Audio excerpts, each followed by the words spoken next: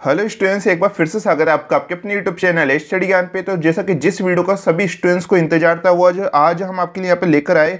आपके यहाँ पे जो आपके बीएससी फर्स्ट ईयर फिजिक्स में आपकी जो बुक चलती है मैकेनिक्स यानी यांत्रिकी, उसके वेरी शॉर्ट टाइप क्वेश्चंस हम आपके लिए लेकर आए। साथ में आंसर भी हम यहाँ पर आपको बताने वाले, यानी उत्तर सहित महत्वपूर्ण प्रश्न, अति लघुरात्मक प्रश्न, यहाँ पर आपके जो वेरी शॉर्ट टाइप के आपके क्वेश्चन होते हैं वो हम यहाँ पर आपको बताने वाले विद आंसर। ठीक है, जैसा कि मैंने इससे पहले वाली वीडियो में यहाँ पर आपको मैकेनिक्स बुक की जितने भी लॉन्ग टाइप के क्वेश्चंस बनते हैं, जैसे कि जो सेक्शन बी और सेक्शन सी में पूछे जाते हैं 5 नंबर और 10 नंबर में, उसके मोस्ट इंपोर्टेंस क्वेश्चन आपको बताए थे। और मैंने आपको पिछली वीडियो में कहा था कि हम आपके लिए यहाँ पर सेक्शन ए है, जो आपका लगभग हर यूनिवर्सिटी में मार्किंग अलग अलग होती है ऐसे तो, पर किसी यूनिवर्सिटी में वो एक नंबर के क्वेश्चन आपके 10 आते हैं, किसी किसी यूनिवर्सिटी में यहाँ पर आपके आधे नंबर में क्वेश्चन आ जाता है, किसी में 2 नंबर के क्वेश्चन आ जाते हैं। तो आज हम आपके वैसे टाइप के क्वेश्चन आपके लिए लेकर आए जो कि काफी इंपॉर्टेंट आपकी यूनिवर्सिटी के लिए यहाँ पर होने वाले। तो आप इस पूरी वीडियो को पूरा एंड तक जरूर देखिएगा। ये वीडियो आपको 2 पार्ट में यहाँ पर आपको देखने को मिलेगा, क्योंकि काफी ज्यादा क्वेश्चन है, क्योंकि हम यहाँ पर आपको आंसर भी बता रहे, इसलिए हम यहाँ पर इसे 2 पार्ट में यहाँ पर हम बनाने वाले इस वीडियो को। आज की जो आपको वीडियो में लगभग 20 से 25 क्वेश्चन यहाँ पर हम आपको बताएंगे विद आंसर। तो आप इस वीडियो को पूरा पेशेंस में आकर एंड तक जरूर देखिएगा। साथ में इसकी पीडीएफ आपको कहाँ पर प्रोवाइड होने वाली है वो भी हम इस वीडियो में यहाँ पर बताने वाले। तो आप पेशेंस में आकर इस वीडियो को पूरा एंड तक जरूर देखिएगा। अगर आपने इससे पहले यहाँ पर आपकी जो और बुक आपकी होती है, जैसे कि यहाँ पर आपकी ईएम वाली बुक यानी इलेक्ट्रोमैग्नेटिज्म, उसके भी हमने मोस्ट इंपोर्टेंस क्वेश्चन बना रखे। साथ में आपकी जो ऑप्टिक्स बुक होती है यानी प्रकाशी, उसके भी ऊपर भी हमने मोस्ट इंपोर्टेंस क्वेश्चन बना रखे। उसके प्लेलिस्ट का लिंक आपको डिस्क्रिप्शन में मिल जाएगा। साथ में हमने यहाँ पर आपकी जो केमिस्ट्री के जो आपके तीनों पेपर होते हैं, इनऑर्गेनिक, ऑर्गेनिक और फिजिकल, उसके भी हमने मोस्ट इंपोर्टेंस क्वेश्चन बना रखे। उसके प्लेलिस्ट का लिंक भी आपको डिस्क्रिप्शन में मिल जाएगा। साथ में इस चैनल पे यहाँ पर आपको काफ़ी बीएससी फर्स्ट ईयर की जो मैथ्स की क्लासेस है, आपको काफ़ी सारी जो क्लासेस है वो इस चैनल पे मिल जाएगी। सभी प्लेलिस्ट का लिंक भी आपको डिस्क्रिप्शन में यहाँ पर मिल जाएगा। तो आइए बिना देरी के इस वीडियो पे यहाँ पर आगे बढ़ते हैं।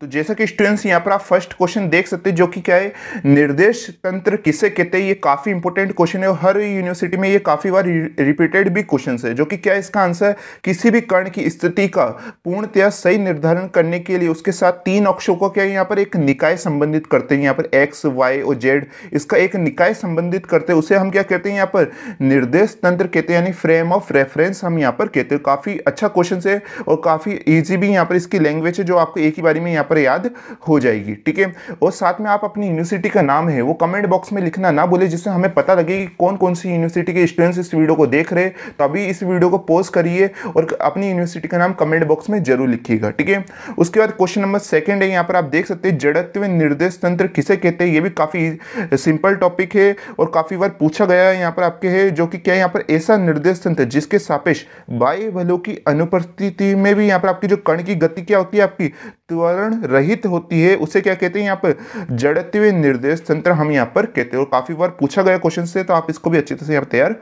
कर लीजिएगा।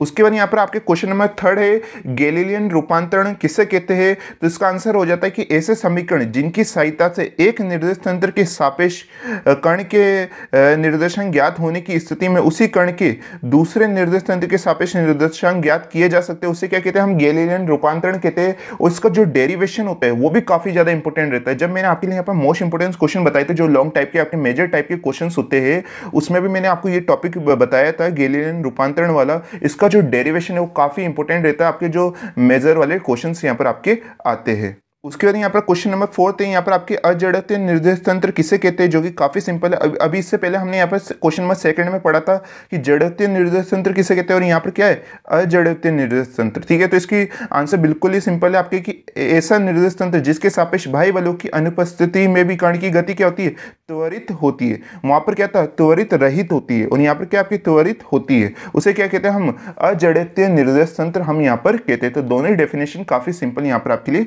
हो जाती है। उसके बाद यहाँ पर क्वेश्चन नंबर 5 है, गैलीलियन निश्चय राशि किसे कहते हैं। तो इसका आंसर भी बिल्कुल सिंपल है, ऐसी राशि जिसका मान गैलीलियन रूपांतरण के अंतर्गत क्या होता है, आपका अपरिवर्तित होता है, यानी चेंज नहीं होता है, उसे हम क्या कहते हैं, गैलीलियन निश्चय राशि हम यहाँ पर कहते हैं। और ये गुण आपका क्या होता है, गैलीलियन निश्चयता यहाँ पर आपका कहलाता है। उसके बाद यहाँ पर क्वेश्चन नंबर 6 है आभासी बल, जिसे हम यहाँ पर छद्म बल भी कहते हैं, इस नाम से भी पूछ लिया जाता है। किसे कहते हैं? तो ऐसे बल जो वास्तव में किसी वस्तु पर नहीं लगते, लेकिन निर्देश तंत्र की त्वरित गति के कारण वस्तु पर लगते हुए क्या होते हैं, यहाँ पर आपको प्रतीत होते हैं, जबकि वास्तव में वो नहीं लगते लेकिन प्रतीत होते हैं, उसे हम क्या कहते हैं? आभासी बल कहते हैं। इसके नाम से हमें पता लग रहा है कि वो क्या होता है, यहाँ पर आपके आभासी बल होते हैं, यानी छद्म बल आपके कहलाते हैं। उसके बाद आपके क्वेश्चन नंबर 7 है, जो कि काफी बार रिपीटेड क्वेश्चन है यूनिवर्सिटी एग्जाम में, कि कोरोलियस बल किसे कहते हैं। तो यहाँ पर देखना कि ऐसा आभासी बल जो गुणी निर्देश तंत्र में गतिमान कण पर लगता हुआ प्रतीत होता है, उसे हम क्या कहते हैं? कोरोलियस बल कहलाता है। उसे एफसी से भी प्रदर्शित करते हैं। इसका जो डेरिवेशन है, इसका डेरिवेशन भी काफी यहाँ पर इंपॉर्टेंट रहता है। आपके जो वेरी लॉन्ग टाइप के आपके क्वेश्चंस पूछे जाते हैं, उसमें इसका डेरिवेशन भी काफी इंपॉर्टेंट यहाँ पर आपके होता है। उसके बाद यहाँ पर क्वेश्चन नंबर 8 आता है कि फोको लोलक किसे कहते हैं। तो इसकी भी काफ़ी इजी यहाँ पर आपकी परिभाषा हो जाती है कि ऐसा सरल लोलक जिसमें 28 किलो द्रव्यमान के पिंड को 70 मीटर लंबे तार की सहायता से एक दृढ़ आधार से ऊर्ध्वाधर लटकाया जाता है, उसे हम क्या कहते हैं? फोको लोलक यहाँ पर आपके कहते हैं। और इसका भी हम यहाँ पर बताना चाहते हैं कि इसका भी जो डेरिवेशन रहता है वो आपके वेरी लॉन्ग टाइप के क्वेश्चन में काफ़ी इंपॉर्टेंट यहाँ पर आपके रहता है।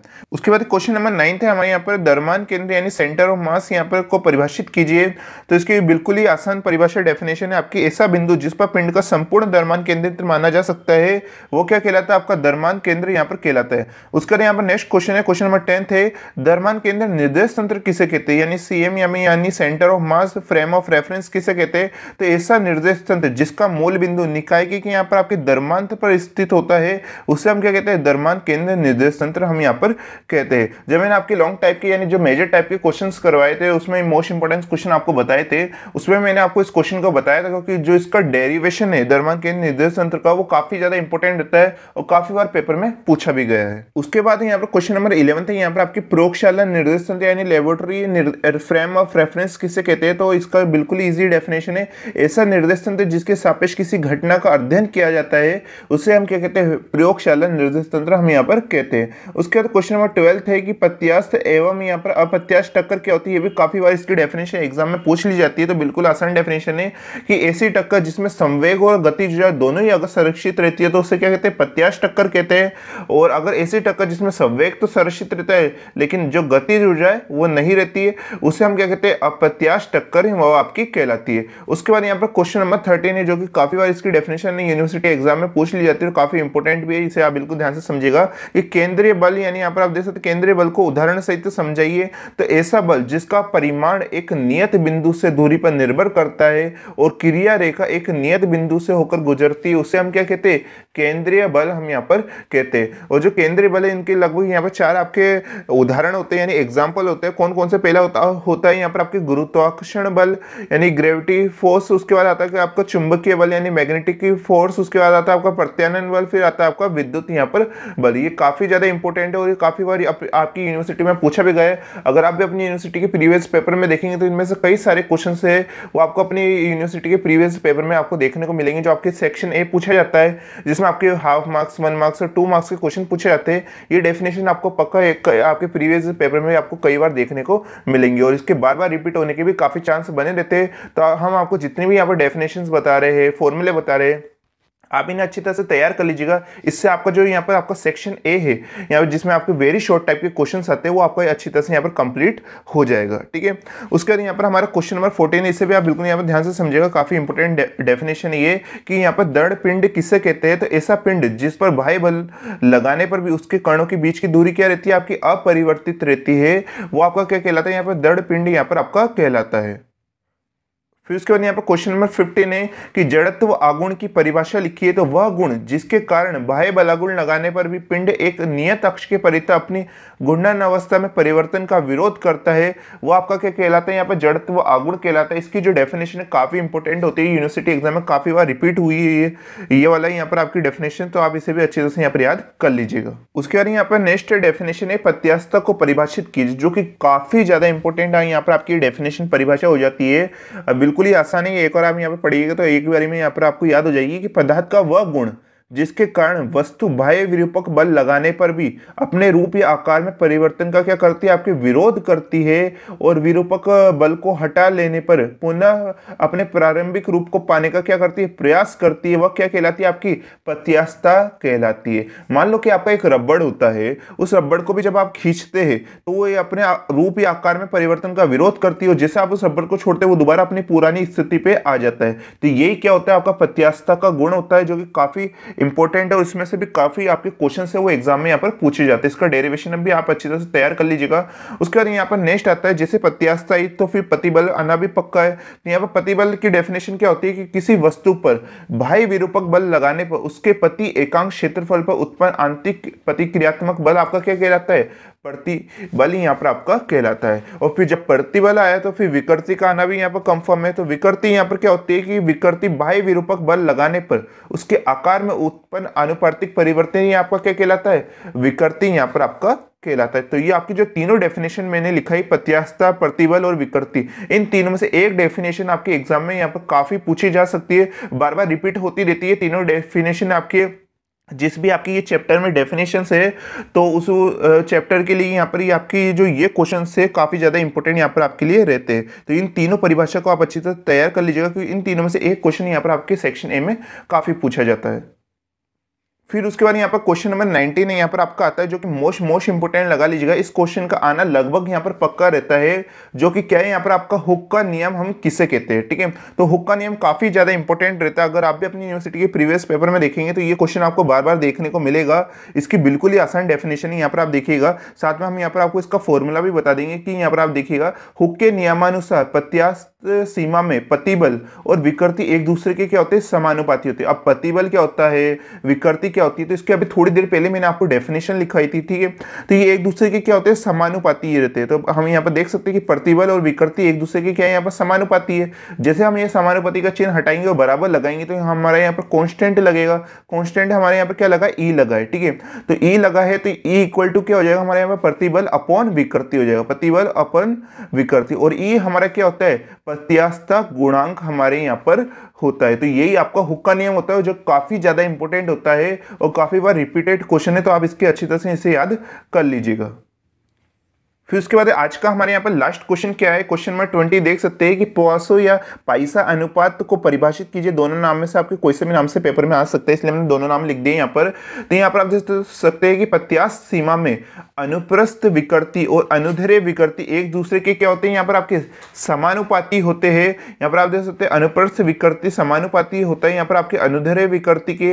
अगर हमें ये समानुपाती का चिन्ह हटाएंगे तो कॉन्स्टेंट आएगा, और कॉन्स्टेंट हमारे यहाँ पर क्या होता है, सिग्मा होता है। तो सिग्मा इक्वल टू अनुप्रस्थ विकृति अपॉन अनुदैर्ध्य विकृति। और जो हमारे यहाँ पर सिग्मा आया है ये किसको हमारे यहाँ पर प्रेजेंट करता है, तो ये हमारा यहाँ पर पाइसा अनुपात होता है, यहाँ पर आप देख सकते हैं। और यही आपकी इसकी डेफिनेशन होती है। और ये भी काफी, जिस प्रकार हुक का नियम इंपॉर्टेंट रहता है उस प्रकार से यहाँ पर आपका पाइसा अनुपात की डेफिनेशन भी काफी ज्यादा आपके यूनिवर्सिटी एग्जाम में इंपॉर्टेंट होती है। तो आज हमने लगभग यहाँ पर आपको 20 आपके जो वेरी शॉर्ट टाइप के क्वेश्चन हमने आपको कराए, जो कि काफी यहाँ पर एग्जाम में सेक्शन ए में पूछे जाते हैं, जिसमें आपके वेरी शॉर्ट टाइप के क्वेश्चन आते हैं। अब इसका एक और वीडियो यहाँ पर आने वाला है, जिसका नेक्स्ट पार्ट रहेगा, उसमें हम लगभग आपको 25 या 30 आपको और यहाँ पर आपकी डेफिनेशंस कराने वाले हैं। तो जो नेक्स्ट वीडियो वो भी आपके लिए यहाँ पर इंपॉर्टेंट रहने वाला है, उसका लिंक आपको डिस्क्रिप्शन में मिल जाएगा। और ऐसे भी हमने यहाँ पर आपकी जो बीएससी फर्स्ट ईयर मैथ्स की जो फिजिक्स सब्जेक्ट की सेपरेट प्लेलिस्ट बना रखी है, उसमें आपको सभी बुकों के और जितने भी प्रकार के हमने यहाँ पर आपके वीडियो बनाए वो सभी आपको उसी प्लेलिस्ट में मिल जाएंगे। तो उसका लिंक आपको डिस्क्रिप्शन में मिल जाएगा। साथ में हमने केमिस्ट्री के भी सभी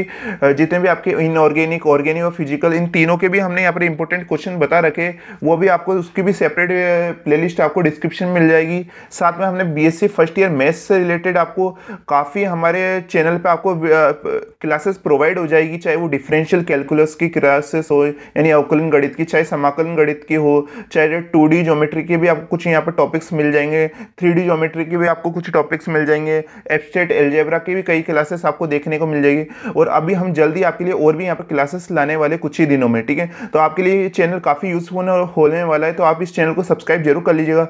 और एक बात और कि जो कि मैंने आपको वीडियो की शुरुआत में ही कहा था कि यहाँ पर आपको जो ये आज मैंने आपको यहाँ पर क्वेश्चंस करवाए और नेक्स्ट वाली आपकी जो क्लास रहेगी उसमें हम आपको जो क्वेश्चंस कराएंगे। साथ में इससे पहले मैंने आपकी जो क्लास में फिजिक्स के मोस्ट इंपॉर्टेंट क्वेश्चन आपको लिए यहाँ पर बताए थे, मैकेनिक्स के वेरी लॉन्ग टाइप के क्वेश्चन, तो उनके हमने सेपरेट पीडीएफ आपके लिए जल्दी यहाँ पर तैयार कर देंगे और वो पीडीएफ आपको हमारे पीडीएफ स्टोर पर यहाँ पर प्रोवाइड हो जाएगी। तो पीडीएफ स्टोर का लिंक हमने डिस्क्रिप्शन में दे रखा है, वहाँ पर आप जाके इसे देख सकते हैं।